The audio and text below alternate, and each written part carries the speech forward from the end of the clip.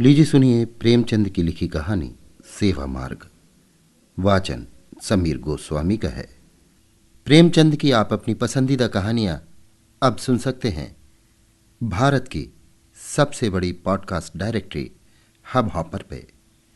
Hub hopper आपके लिए लेकर आए हैं हजारों पॉडकास्ट जो आप सुन सकते हैं दुनिया में कहीं भी कभी भी।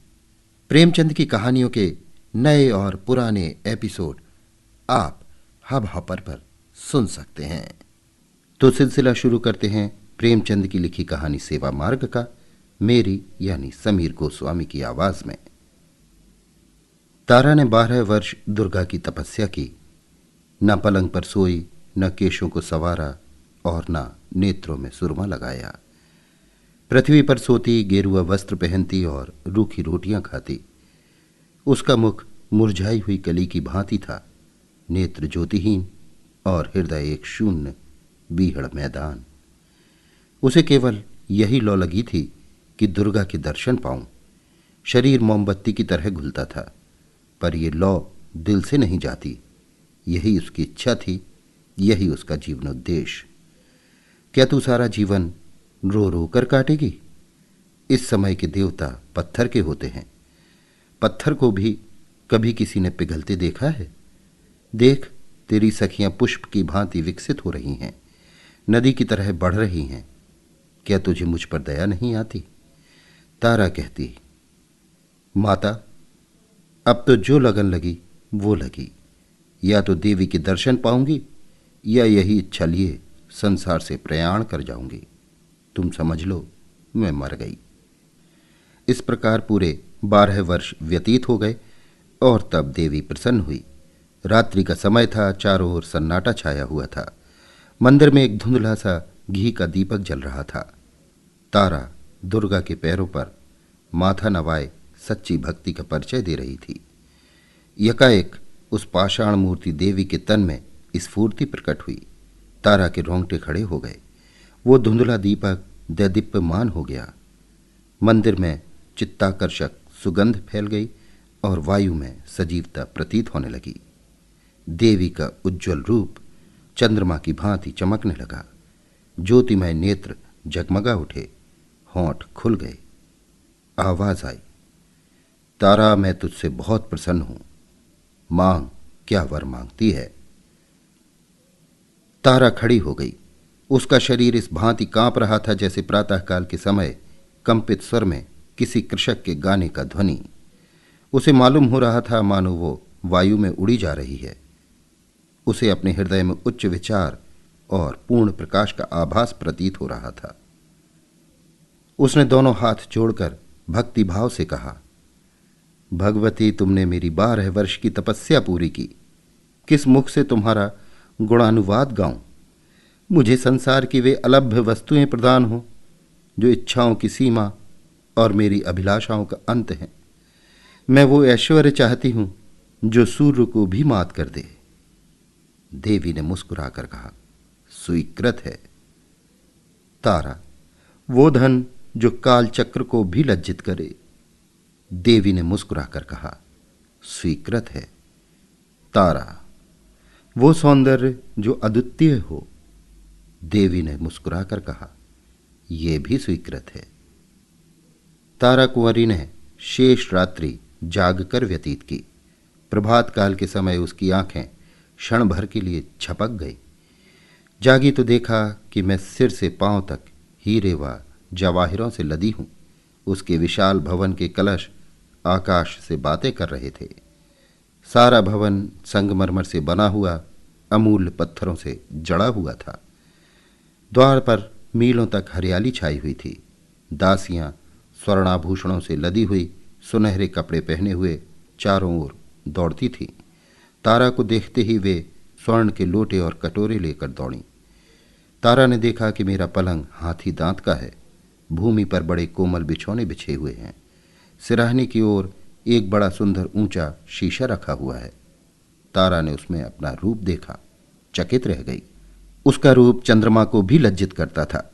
दीवार पर अनेकानेक सुप्रसिद्ध चित्रकारों के मनमोहक चित्र टंगे थे, पर ये सब के सब तारा की सुंदरता के आगे तुच्छ थे। तारा को अपनी सुंदरता का गर्व हुआ। वो कई दासियों को लेकर वाटिका में गई। वहां की छटा देखकर वो मुग्ध हो गई। वायु में गुलाब और केसर घुले हुए थे। रंग बिरंग के पुष्प वायु के मंद मंद झोंकों से मतवालों की तरह झूम रहे थे। तारा ने एक गुलाब का फूल तोड़ लिया और उसके रंग और कोमलता की अपने अधर पल्लव से समानता करने लगी।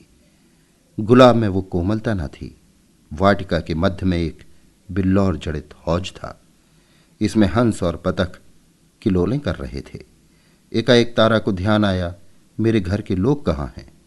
दासियों से पूछा। उन्होंने कहा, वे लोग पुराने घर में हैं।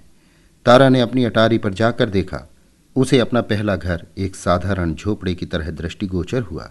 उसकी बहनें उसकी साधारण दासियों के समान भी न थीं। माँ को देखा, वो आंगन में बैठी चरखा कात रही थी। तारा पहले सोचा करती थी कि जब मेरे दिन चमकेंगे तब मैं इन लोगों को भी अपने साथ रखूंगी और उनकी भली भांति सेवा करूंगी। पर इस समय धन के गर्व ने उसकी पवित्र हार्दिक इच्छा को निर्बल बना दिया था। उसने घर वालों को स्नेह रहित दृष्टि से देखा और तब वो उस मनोहर गान को सुनने चली गई जिसकी प्रतिध्वनि उसके कानों में आ रही थी। एक बारगी जोर से एक कड़का हुआ। बिजली चमकी और बिजली की छटाओं से एक ज्योति स्वरूप नवयुवक निकलकर तारा के सामने नम्रता से खड़ा हो गया। तारा ने पूछा, तुम कौन हो? नवयुवक ने कहा, श्रीमती मुझे विद्युत सिंह कहते हैं। मैं श्रीमती का आज्ञाकारी हूं। उसके विदा होते ही वायु के उष्ण झोंके चलने लगे। आकाश में एक प्रकाश दृष्टिगोचर हुआ। यह क्षण मात्र में उतरकर तारा कुंवरी के समीप ठहर गया। उसमें से एक ज्वालामुखी मनुष्य ने निकलकर तारा के पदों को चूमा। तारा ने पूछा, तुम कौन हो? उस मनुष्य ने उत्तर दिया, श्रीमती मेरा नाम अग्नि सिंह है। मैं श्रीमती का आज्ञाकारी सेवक हूं। वो अभी जाने भी न पाया था कि एक बारगी सारा महल ज्योति से प्रकाशमान हो गया। जान पड़ता था सैकड़ों बिजलियां मिलकर चमक रही हैं। वायु सवेग हो गई। एक जगमगाता हुआ सिंहासन आकाश पर दीख पड़ा। वो शीघ्रता से पृथ्वी की ओर चला और तारा कुंवरी के पास आकर ठहर गया। उससे एक प्रकाशमान रूप का बालक, जिसके रूप से गंभीरता प्रकट होती थी, निकलकर तारा के सामने निष्ठा भाव से खड़ा हो गया। तारा ने पूछा, तुम कौन हो? बालक ने उत्तर दिया, श्रीमती मुझे मिस्टर रेडियम कहते हैं। मैं श्रीमती का आज्ञापालक हूं। धनी लोग तारा के भय से थर्राने लगे। उसके आश्चर्यजनक सौंदर्य ने संसार को चकित कर दिया। बड़े बड़े महीपति उसकी चौखट पर माथा रगड़ने लगे। जिसकी ओर उसकी कृपा दृष्टि हो जाती वो अपना अहोभाग्य समझता, सदैव के लिए उसका बेदाम का गुलाम बन जाता। एक दिन तारा अपनी आनंद वाटिका में टहल रही थी। अचानक किसी के गाने का मनोहर शब्द सुनाई दिया। तारा विक्षिप्त हो गई। उसके दरबार में संसार के अच्छे अच्छे गवैये मौजूद थे, पर वो चित्ताकर्षकता जो इन सुरों में थी कभी अवगत न हुई थी। तारा ने गायक को बुला भेजा। एक क्षण के अनंतर में वाटिका में एक साधु आया। सिर पर जटाएं, शरीर में भस्म रमाए। उसके साथ एक टूटा हुआ बीन था। उसी से वो प्रभावशाली स्वर निकलता था जो हृदय के अनुरक्त स्वरों से कहीं प्रिय था। साधु आकर हौज के किनारे बैठ गया। उसने तारा के सामने शिष्टा भाव नहीं दिखाया। आश्चर्य से इधर उधर दृष्टि नहीं डाली। उस रमणीय स्थान में वो अपना सुर अलापने लगा। तारा का चित्त विचलित हो उठा। दिल में अनुराग का संचार हुआ। मदमत्त होकर टहलने लगी। साधु के सुमनोहर मधुर अलाप से पक्षी मग्न हो गए। पानी में लहरें उठने लगीं। वृक्ष झूमने लगे। तारा ने उन चित्ताकर्षक सुरों से एक चित्र खींचते हुए देखा। धीरे धीरे चित्र प्रकट होने लगा। उसमें स्फूर्ति आई और तब वो खड़ी नृत्य करने लगी। तारा चौंक पड़ी। उसने देखा कि ये मेरा ही चित्र है। नहीं, मैं ही हूं। मैं ही बीन की तान पर नृत्य कर रही हूं। उसे आश्चर्य हुआ कि मैं संसार की अलभ्य वस्तुओं की रानी हूं अथवा एक स्वरचित्र। वो सिर धुनने लगी और मतवाली होकर साधु के पैरों से जा लगी। उसकी दृष्टि में आश्चर्यजनक परिवर्तन हो गया। सामने के फले फूले वृक्ष और तरंगे मारता हुआ हौज और मनोहर कुंज सब लोप हो गए। केवल वही साधु बैठा बीन बजा रहा था। और वो स्वयं उसकी तानों पर थिरक रही थी। वो साधु अब प्रकाशमय तारा और अलौकिक सौंदर्य की मूर्ति बन गया था। जब मधुर आलाप बंद हुआ तब तारा होश में आई। उसका चित्त हाथ से जा चुका था। वो उस विलक्षण साधु के हाथों बिक चुकी थी।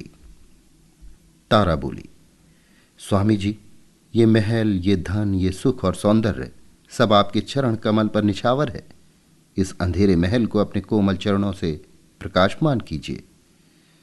साधु, साधुओं को महल और धन का क्या काम? मैं इस घर में नहीं ठहर सकता। तारा, संसार के सारे सुख आपके लिए उपस्थित हैं। साधु, मुझे सुखों की कामना नहीं। तारा, मैं आजीवन आपकी दासी रहूंगी। ये कहकर तारा ने आईने में अपने अलौकिक सौंदर्य की छटा देखी और उसके नेत्रों में चंचलता आ गई। साधु, तारा कुंवरी, मैं इस योग्य नहीं हूं। ये कहकर साधु ने बीन उठाई और द्वार की ओर चला। तारा का गर्व टूक टूक हो गया। लज्जा से सिर झुक गया। वो मूर्छित होकर भूमि पर गिर पड़ी। मन में सोचा, मैं धन में, ऐश्वर्य में, सौंदर्य में जो अपनी समता नहीं रखती, एक साधु की दृष्टि में इतनी तुच्छ। तारा को अब किसी प्रकार चैन नहीं था। उसे अपना भवन और ऐश्वर्य भयानक मालूम होने लगा। बस साधु का एक चंद्र स्वरूप उसकी आंखों में नाच रहा था और उसका स्वर्गीय गान कानों में गूंज रहा था। उसने अपने गुप्तचरों को बुलाया और साधु का पता लगाने की आज्ञा दी। बहुत छानबीन के पश्चात उसी कुटी का पता लगा। तारा नित्य प्रति वायुयान पर बैठकर साधु के पास जाती, कभी उस पर लाल जवाहर लुटाती, कभी रत्न और आभूषण की छटा दिखाती, पर साधु इससे तनिक विचलित न हुआ। तारा के माया जाल का उस पर कुछ भी असर न हुआ। तब तारा कुंवरी फिर दुर्गा के मंदिर में गई और देवी के चरणों पर सिर रखकर बोली, माता, तुमने मुझे संसार के सारे दुर्लभ पदार्थ प्रदान किए। मैंने समझा था कि ऐश्वर्य में संसार को दास बना लेने की शक्ति है, पर मुझे अब ज्ञात हुआ कि प्रेम पर ऐश्वर्य, सौंदर्य और वैभव का कुछ भी अधिकार नहीं। अब एक बार मुझ पर वही कृपा दृष्टि हो। कुछ ऐसा कीजिए कि जिस निष्ठुर के प्रेम में मैं मरी जा रही हूं, उसे भी मुझे देखे बिना चैन न आए। उसकी आंखों में भी नींद हराम हो जाए, वो भी मेरे प्रेम मद में चूर हो जाए। देवी के होंठ खुले, मुस्कुराई, उसके अधर पल्लव विकसित हुए, बोली सुनाई दी, तारा, मैं संसार के पदार्थ प्रदान कर सकती हूं, पर स्वर्ग सुख मेरी शक्ति से बाहर है। प्रेम स्वर्ग सुख का मूल है। तारा, माता, संसार के सारे ऐश्वर्य मुझे जंजाल जान पड़ते हैं। बताइए, मैं अपने प्रेम को कैसे पाऊंगी? देवी, उसका एक ही मार्ग है, पर है वो बहुत कठिन। भला तुम उस पर चल सकोगी? तारा, वो कितना कठिन हो, मैं उस मार्ग का अवलंबन अवश्य करूंगी। देवी, अच्छा तो सुनो, वो सेवा मार्ग है। सेवा करो, प्रेम सेवा ही से मिल सकता है। तारा ने अपने बहुमूल्य जड़ाऊ आभूषणों और रंगीन वस्त्रों को उतार दिया, दासियों से विदा हुई, राजभवन को त्याग दिया, अकेले नंगे पैर साधु की कुटी में चली आई और सेवा मार्ग का अवलंबन किया। वो कुछ रात रहे उठती, कुटी में झाड़ू देती, साधु के लिए गंगा से जल लाती, जंगलों से पुष्प चुनती। साधु नींद में होते तो वो उन्हें पंखा झलती, जंगली फल तोड़ लाती और केले के पत्तल बनाकर साधु के सम्मुख रखती। साधु नदी में स्नान करने जाया करते थे। तारा रास्ते से कंकर चुनती। उसने कुटी के चारों ओर पुष्प लगाए, गंगा से पानी लाकर सींचती, उन्हें हरा भरा देखकर प्रसन्न होती। उसने मदार की रुई बटोरी, साधु के लिए नर्म गद्दे तैयार किए। अब और कोई कामना न थी।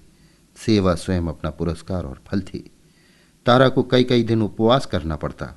हाथों में गट्टे पड़ गए, पैर कांटों से छलनी हो गए, धूप से कोमल गात मुरझा गया, गुलाब सा बदन सूख गया, पर उसके हृदय में अब स्वार्थ और गर्व का शासन न था।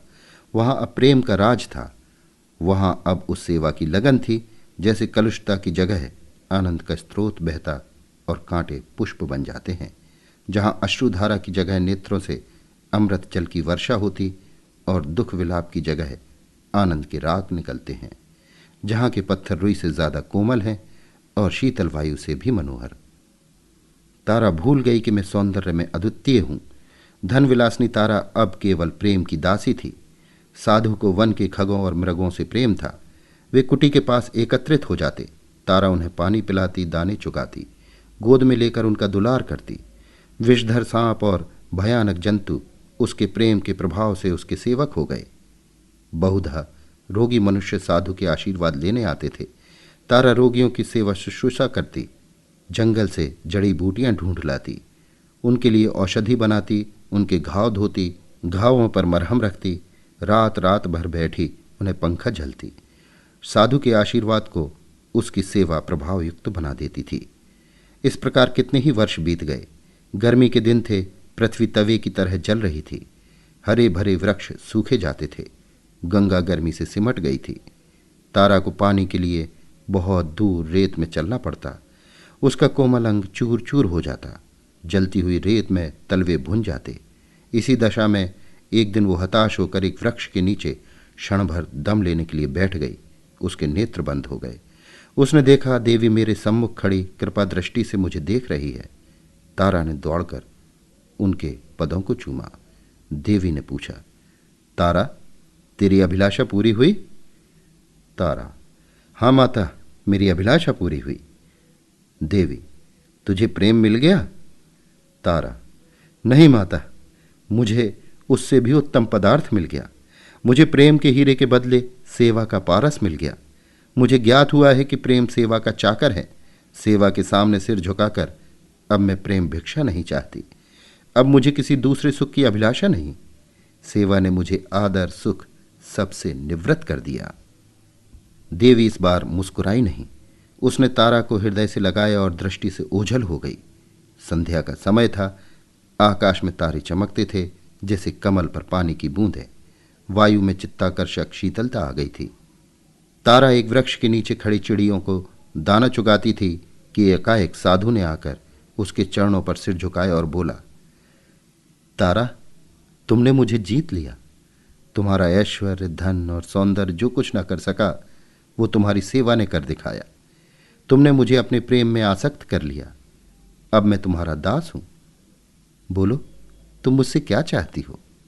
तुम्हारे संकेत पर अब मैं अपना योग और वैराग्य सब कुछ निछावर कर देने के लिए प्रस्तुत हूं। तारा, स्वामी जी, मुझे अब कोई इच्छा नहीं। मैं केवल सेवा की आज्ञा चाहती हूं। साधु, मैं दिखा दूंगा कि ऐसे योग साधकर मनुष्य का हृदय भी निर्जीव नहीं होता। मैं भंवरे के सदृश तुम्हारे सौंदर्य पर मंडराऊंगा। पपीहे की तरह तुम्हारे प्रेम की रट लगाऊंगा। हम दोनों प्रेम की नौका पर ऐश्वर्य और वैभव की नदी की सैर करेंगे। प्रेम कुंजों में बैठकर प्रेम चर्चा करेंगे और आनंद के मनोहर राग गाएंगे। तारा ने कहा, स्वामी जी, सेवा मार्ग पर चलकर मैं सब अभिलाषाओं से परे हो गई। अब हृदय में और कोई इच्छा शेष नहीं है।